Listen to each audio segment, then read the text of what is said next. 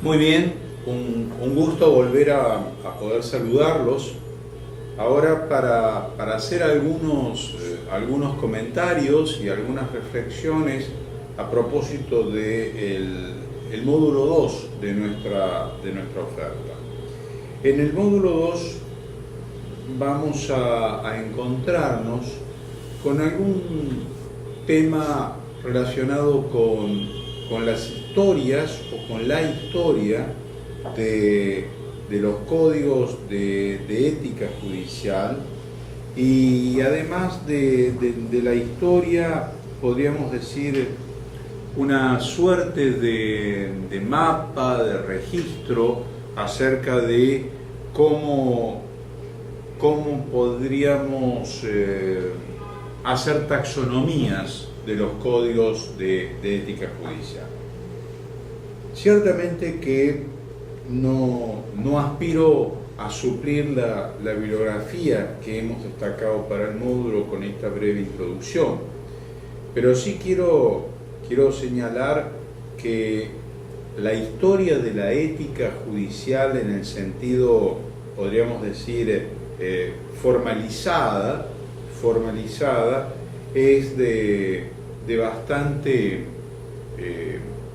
bastante inmediatez o de mucha presentidad. Digo formalizada porque está fuera de cualquier duda que durante toda la historia donde ha habido jueces, han cumplido estos jueces, aun cuando no esté formalizada, con ritos que la práctica judicial finalmente ha terminado por decantar en códigos. O sea, que tengan poco tiempo los códigos no significa de que las prácticas que los códigos reconocen sean igualmente modernas, sino que tienen una tradición de larga historia. La modernidad de los códigos está prácticamente establecida sobre los últimos 50 años o los últimos 60 años. Estoy hablando de los códigos en Iberoamérica, en América Latina y el Caribe, donde quizás el código, digamos, más antiguo está dentro de los llamados cánones de Puerto Rico, los cánones de ética judicial de Puerto Rico, que son aproximadamente de mediados de la década del 50. Esos cánones de ética judicial de Puerto Rico hoy están siendo sometidos a algún tipo de análisis, de ponderación, y de hecho ha habido una buena modificación que se ha hecho de uno de ellos, particularmente vinculado con la posibilidad de la introducción de material fílmico o reproducción de audiencias que se cumplen y muchas cuestiones vinculadas con los medios de comunicación. Pero haciendo un corte de ese código de Puerto Rico, la mayoría de los códigos ha tenido una fuerte persistencia en su producción, en su manufactura, fundamentalmente en la década del 80 y posiblemente hasta mediados de la década del 90 o fines del 90. Es decir, han sido esos años donde ha habido una muy buena producción de códigos,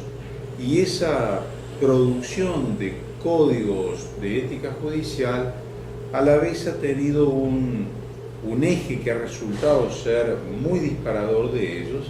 como son la realización de las cumbres judiciales iberoamericanas que vinculan a las Cortes Supremas con las Cortes Supremas o los consejos nacionales de la magistratura. O sea, aquellos ámbitos que tienen el poder último vinculado a la definición de función y gestión del servicio de justicia. Y allí, a partir de las distintas consideraciones que se han podido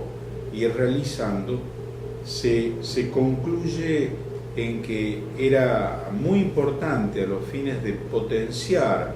la confianza pública de la magistratura la generación de códigos de ética judicial en los diferentes poderes judiciales que aún no tenían y que eran para esa fecha indudablemente varios. Eso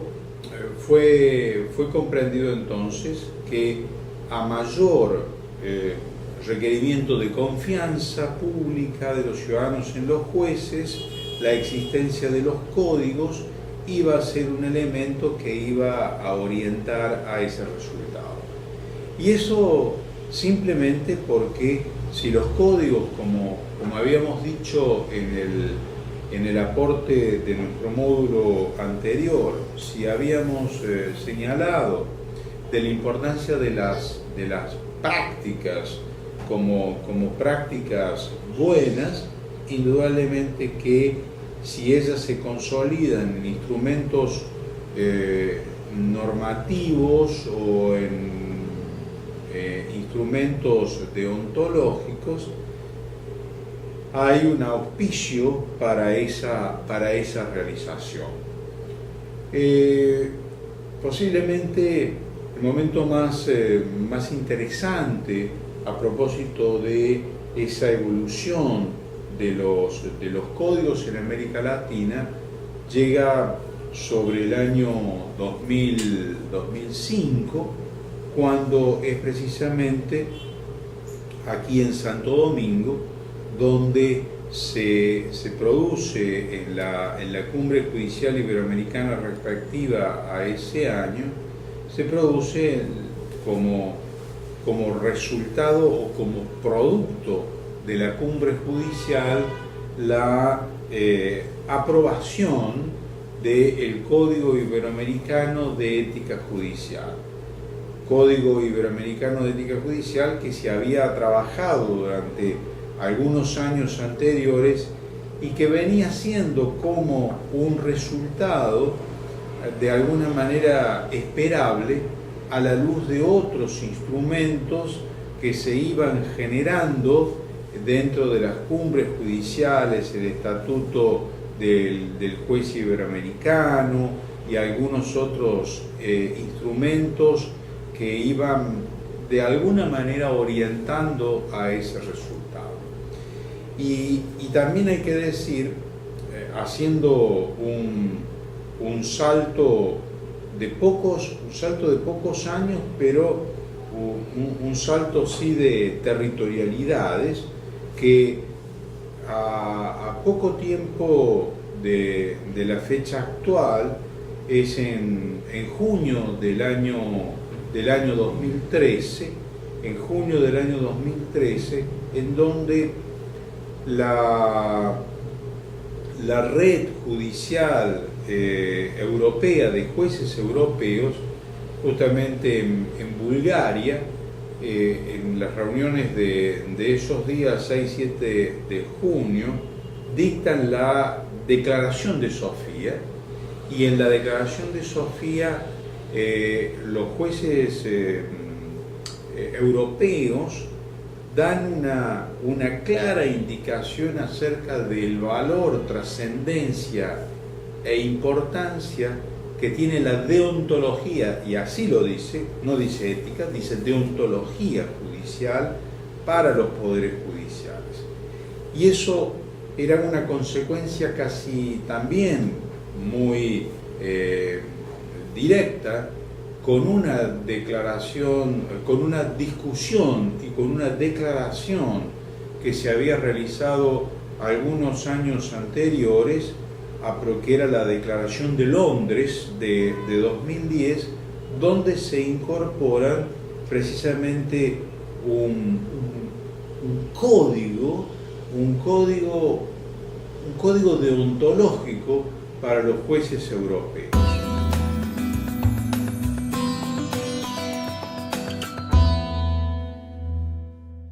Entonces es interesante ver cómo, si se quiere, las cortes judiciales latinoamericanas y del Caribe, cómo habían hecho un trabajo sustantivamente valioso y con una antelación a estos otros productos de los jueces europeos, de la red de jueces europeos que iba logrando. Esto muestra que en verdad la codificación o la construcción de este tipo de instrumentos no es una cuestión azarosa, no es una cuestión meramente equívoca, sino que hay una posición fuerte en que los códigos ayudan a una mejor administración de justicia y por lo tanto a fortalecer las confianzas de los ciudadanos en su administración de justicia. Si uno quisiera revisar taxonomías de códigos, posiblemente tendría que buscar diversos descriptores para esas taxonomías. Descriptores que definan si en realidad todos los códigos tienen estructuras más o menos semejantes o tienen estructuras diversas. Y en verdad, nosotros podemos decir que en América Latina los códigos tienen una estructura diversa. Y esa diversidad es también la que intenta ser recogida en este producto de la cumbre, que es el Código Iberoamericano de Ética Judicial, que en realidad es un código modelo, porque es un código que permite a que cada uno de los territorios de las repúblicas puedan visualizar en el Código Iberoamericano qué elementos son más adecuados o más ponderables para su propio poder judicial. Y esto es muy importante porque en realidad los poderes judiciales no debe ser o no es conveniente que hagan este tipo de importaciones de códigos y hagan una importación directa donde incorporan a su acervo judicial un código que se ha construido de acuerdo a parámetros, etos, conductas de jueces de otro lugar, de otra latitud. Porque en realidad gran parte del acierto que un código puede tener está en que si el código realmente recupera aquellas prácticas que son las prácticas más valiosas, más entrañables para una determinada comunidad. Hacer transferencias derechamente de un código de un lugar a otro lugar puede traer como consecuencia un debilitamiento del propio instrumento hasta que termine abortado ese instrumento, porque no hay un proceso identitario entre aquellos que tienen que ejercitar el código con aquello que el código promueve como el ejercicio valioso o importante. Dentro de la taxonomía, una buena manera de ver cómo los códigos tienen sus diferencias es tomar los institutos que tiene el código. Dentro de esos institutos, nosotros podemos primeramente advertir cuáles son las prácticas como virtudes que el código refleja y que, según habíamos dicho en nuestra presentación anterior, esas prácticas en su sumatoria postulan o formulan esto de la excelencia judicial. O sea, analizar los principios, las virtudes, es una buena forma de considerar o confrontar un instituto, ese. Pero también hay otros institutos dentro de un código. Podríamos también hacer un comparativo de cómo son vistos, cómo es vista la conformación de los tribunales de ética judicial, si en definitiva están formados por magistrados en actividad, por magistrados en pasividad o por personas que no son magistrados, o si en definitiva permiten integraciones de esos colectivos en un mismo tribunal, y entonces podremos sacar de allí ciertas conclusiones que permitirán observar que si hay una suerte de continuidad entre un tribunal integrado por jueces, y más si son jueces de un alto rango, un alto prestigio, indudablemente tendrán un grado casi muy próximo a intervincular lo jurisdiccional con lo ético o lo disciplinario con lo ético. Entonces, el instituto del tribunal es un instituto que también permite clasificar a los códigos. También uno puede utilizar como taxonomía cuáles son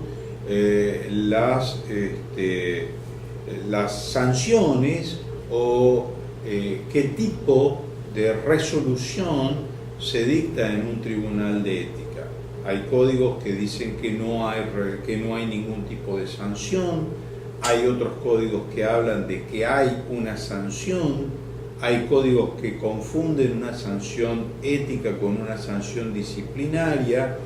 hay códigos que dicen que no se trata de una sanción, pero se trata de una recomendación. Es decir, el tercer instituto que permitiría hacer un comparativo sería el instituto el resultado del trabajo de funcionamiento del tribunal. Otro instituto que podría ser interesante para comparar está vinculado que hay ciertos códigos que habilitan la posibilidad de la consulta por parte de los magistrados. Es decir,